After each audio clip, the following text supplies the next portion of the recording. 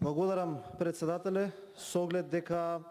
суштината на мојот одговор е реплика на претходниот дискутант, односно последниот пред паузата. Јас би сакал да кажам дека навистина сте човек кој што има доста многу робусни познавања и од здравството, и од животната средина, и од економијата. И токму мотивот на ВМРО ДПМН е да предложи комисија од 11 члена е да членуваат луѓе како вас, кои што имаат доста познавања и кои што може да дадат адекватни предлози за решенија на овие работи, така да сигурно некој како вас или вие со ваквите познавања би можело да помогне заедно со тој комисиски борд да се надмине кризата од COVID-19.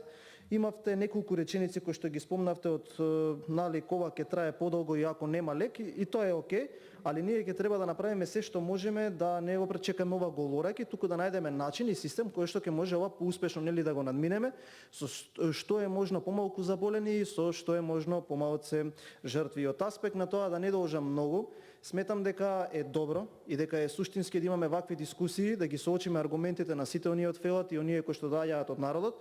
За да не се одоговлечи премногу време, сметам дека треба малку побрзо да се доставуваат овие решенија и од надлежната институција и ние како собрание да покажеме дека имаме можност да ги поменуваме овие решенија како што треба со цел да ги заштитиме народот, заради тоа што сметам дека во ваков налет на пандемија секој час е многу важен. Но од друга страна сметам дека треба да разговараме за суштинските прашања, треба да разговараме зошто нема контрола на трансмисијата, треба да разговараме зошто нема достојни протоколи, зошто нема лекови кои искуствено се покажало во другите земји дека имаат подобра можност, односно поголема процентажа за успешно лекување на пациентите. Сметам дека треба да разговараме во оваа комисија и за немањето на тестови и за цените во приватните лаборатории, дека треба да зборуваме за подобар систем за заштита на здравствените работници, да матичните лекари за оние кои што се дали од јавното, дали од приватното здравство. Треба да разговараме за доцнењето на капитацијата, треба да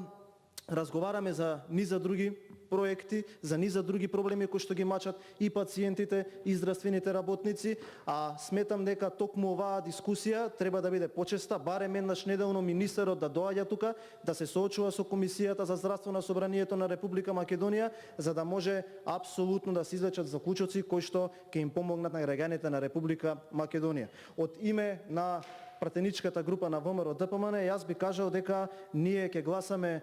во ваков состав како што е и вака како што е позициониран овој амандман, ќе гласаме против, бидејќи е спротивно на член 25 на Уставот на Република Македонија, кој што вели дека на секој граѓанин му се гарантира почитување и заштита на приватноста, на неговиот личен и семеен живот, на достоинството и на угледот, од правен аспект секој оној акт кој што се носи, а над него кој што има повисок акт треба да биде во согласност со истиот. Ако ние интервенираме во законот, тогаш тоа мора да биде во согласност со Уставот на Република Македонија, што значи дека ако не е во таква корелација, лесно може да биде ништовен. Понатаму, како аргумент на ова, ние сметаме дека во оваа содржина и во ваква форма како што е, амендманот има многу недоречености и противречености и дека ќе биде само една во низата на неуспешни мерки на оваа влада. Сепак тука сакам да нагласам дека ВМРО ДПМН ќе биде апсолутно конструктивно, почитувајќи ги знаењата и стручноста на пратениците доктори и на докторската фела која што